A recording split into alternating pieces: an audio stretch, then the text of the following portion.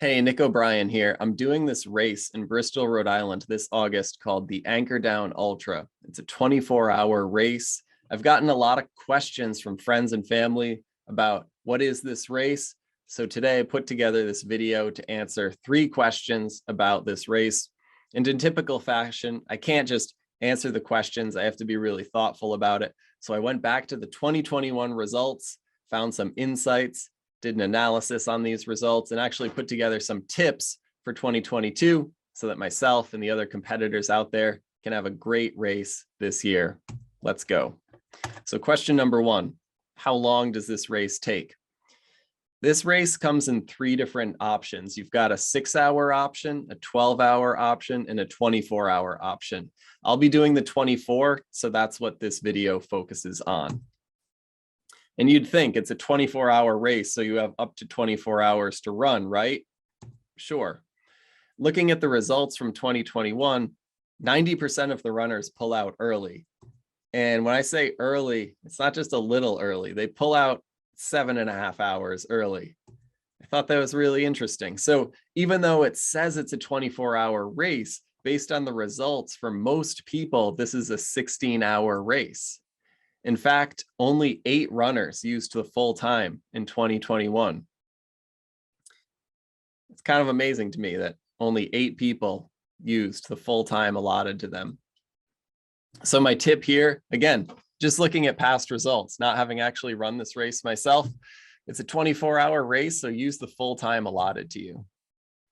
Question number 2, what is a good distance to run? This race doesn't have a distance up front. It's just time, and whoever runs the farthest in that time wins. Each lap is about 2.5 miles, just lap after lap. If you run 20 laps for 49 miles, you're right in the middle of the pack. This is the most common distance run.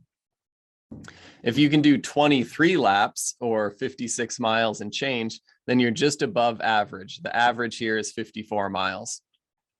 The average gets skewed up a little bit by the top 5 runners, all of whom did over 100 miles. So, when I think of what's a reasonable expectation for performance, just strip out those top 5. They're elite. They're in a league of their own. If you're going into this as a new runner and this is your first 24-hour race, I think a much more reasonable expectation for yourself would be in that 49 to 56 range. Once you get above 26 laps or 63 miles, then you're really pulling away from the pack. That's when you're in the top quarter of all performers. And things really start to spread out there. Running an additional lap above and beyond 63 is when your place overall is going to increase.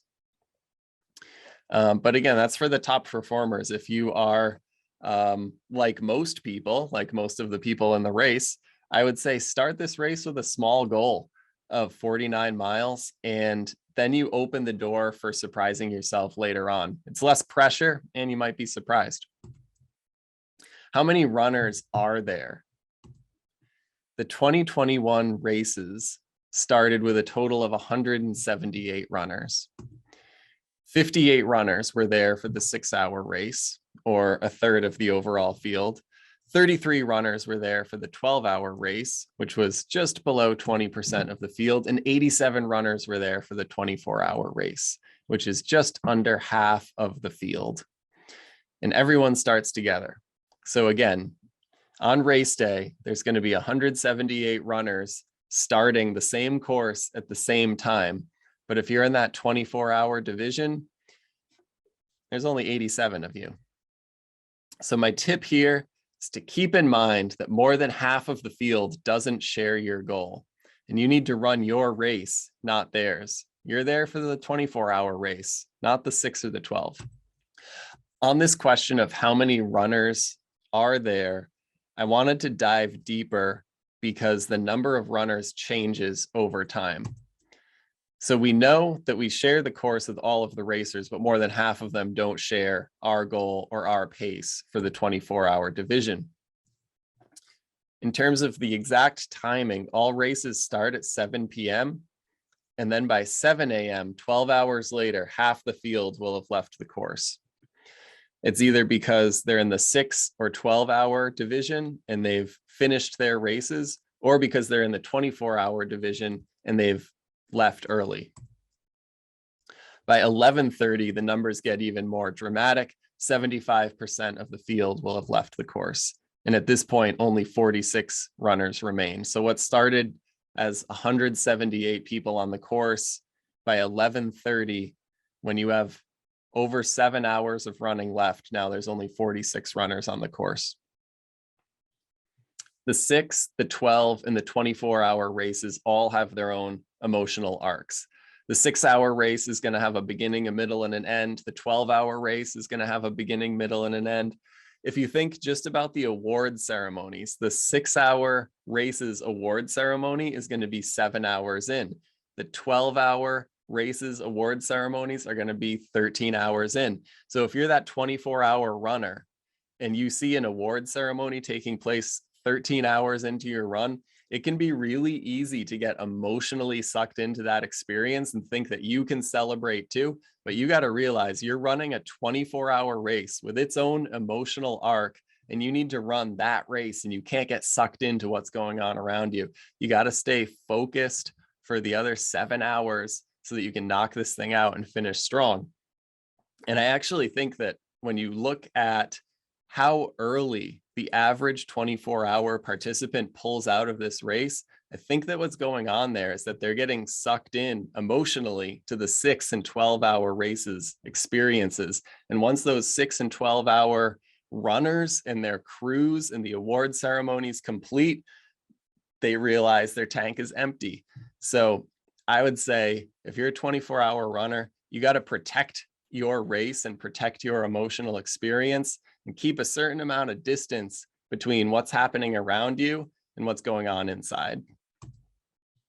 Caveat here, the 2022 edition is going to have more runners overall and more runners in the 24-hour edition. So the balance could change, but I think overall the dynamics are going to be the same. The emotional effect of runners leaving will be the same. So let's recap what we've learned so far, looking at these 3 questions and the 2021 results. Number 1, this is a 24-hour race, but most runners pull out early. They pull out at 16.5 hours. The most common distance run is 49 miles. Less than half of the runners on the course share your goal as a 24-hour runner. They're running a different race and you need to run your race. Protect your emotional arc. Pace yourself for a 24-hour race. Start with a humble goal. Open your heart to the possibility that this could be the best race of your life. If you're a runner who's done this race before, feel free to reach out and let me know what other factors we should be considering. Hope to see you there on race day. See ya.